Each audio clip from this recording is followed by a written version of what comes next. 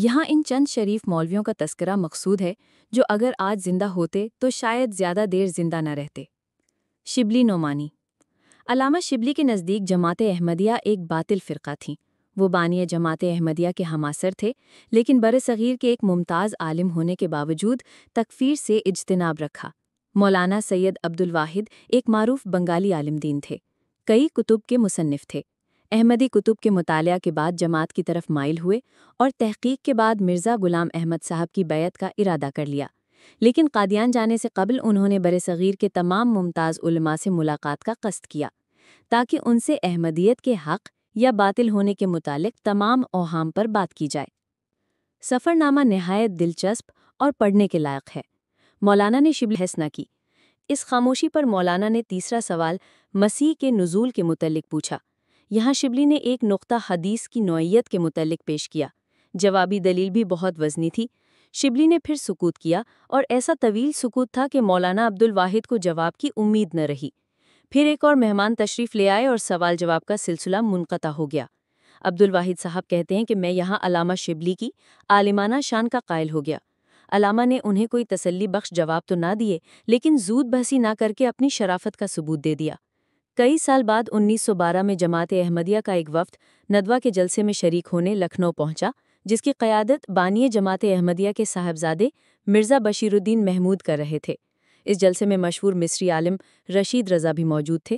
مولانا شبلی نے صاحبزادہ صاحب سے ملاقات کی اور جب ایک احمدی مرد کی غیر احمدی خاتون سے شادی کے متعلق فتویٰ کا ذکر ہوا تو مولانا شبلی نے ایسے نکاح کے جائز ہونے کے متعلق اپنی رائے دی اور اپنے ساتھی علماء کے مخالف فتوے پر بے بسی کا اظہار بھی کر دیا۔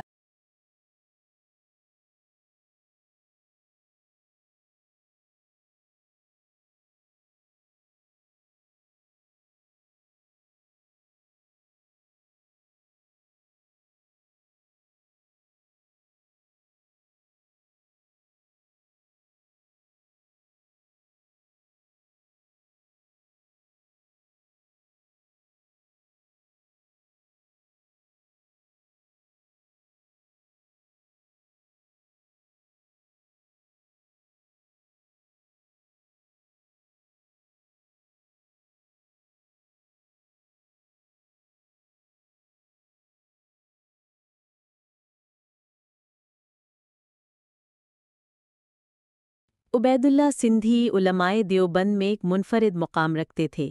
حد درجہ کے حریت پسند اور حق گو تھے۔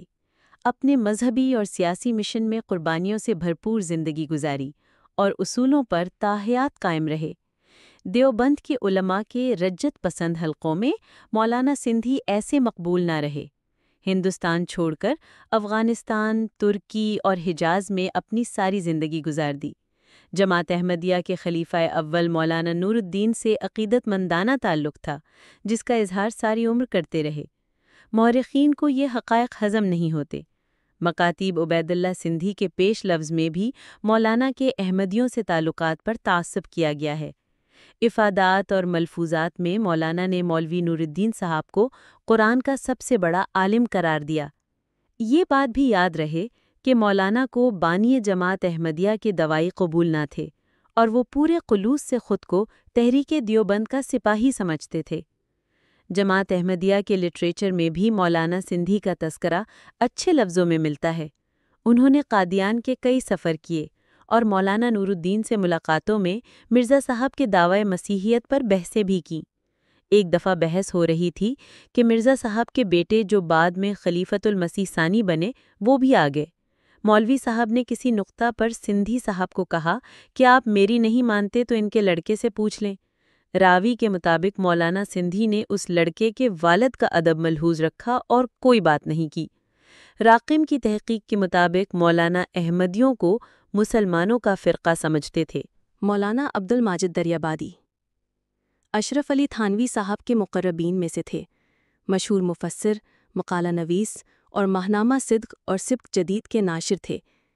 ان کی تھانوی صاحب سے ایک عرصہ خط و کتابت رہی اور ان خطوط سے مولانا دریابادی کا تکفیر سے انقباض مظہر ہوتا ہے۔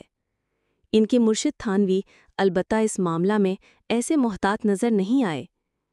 ان کی وفات پر تقی عثمانی صاحب نے جو تعزیتی مضمون لکھا اس میں مولانا کے دینی کارناموں کے تذکرے کے ساتھ یہ اعلان بھی تھا: قادیانیت کے مسئلے میں ان کا نرم گوشہ پوری امت کے خلاف تھا۔ وہ پوری امت کی مخالفت کے باوجود اپنے اس موقف پر قائم رہے۔ مولانا دریابادی نے جماعت احمدیہ کی تکفیر کی مخالفت میں اپنے ہم مسلکوں کو دشمن بنا لیا تھا۔ ایک دوست کے استفسار پر لکھا کہ ان کی تصنیفی نگہداشت میں مرزا غلام احمد قادیانی کی کتب کا بڑا حصہ ہے۔ فرماتے تھے کہ اس عامی یعنی دریابادی کا مسلک اپنے اکابر سے بہت بڑی حد تک اب بھی الگ ہے، اور میرا دل تو قادیانیوں کی طرف سے بھی ہمیشہ تاویل ہی تلاش کرتا رہتا ہے۔ حکیم الامت صفحہ 233-234۔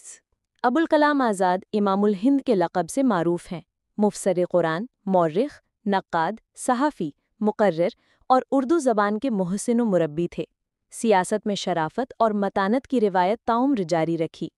13 سال کی عمر میں ہی اپنے جریدے کی اشاعت شروع کر دی۔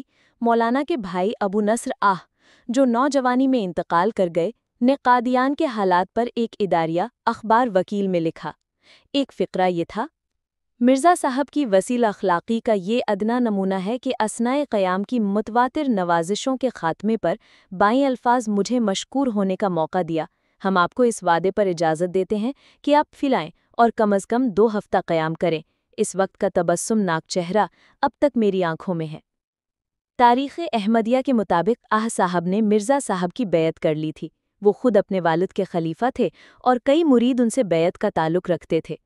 عبدالرزاق ملیح آبادی نے ذکر آزاد میں مولانا آزاد کا ایک فتویٰ نقل کیا ہے جو ایک صاحب نے بذریعہ خط طلب کیا تھا۔ سوال سے ظاہر تھا کہ سائل کسی طرح مولانا کو احمدیوں کی تکفیر پر مجبور کر رہا ہے۔ جواب میں مولانا نے جو دلائل دے کر تکفیر سے اجتناب کیا وہ پڑھنے کے لائق ہیں۔ اسی ضمن میں مولانا آزاد کے قادیان کے سفر کا ذکر بھی ہوا ہے۔ شواہد بتاتے ہیں کہ مولانا آزاد نے یہ سفر اپنے بھائی کے قادیان سے واپسی کے کچھ دن بعد کیا۔ یہ مئی 1905 کے واقعات ہیں۔ آزاد کی عمر 17 سال کے لگ بھگ ہوگی، لیکن وہ اپنی قابلیت کا لوہا پورے ہندوستان میں منوا چکے تھی۔ انہوں نے مرزا صاحب اور ان کے ساتھیوں سے ملاقات کا حال بھی تحریر کیا ہے۔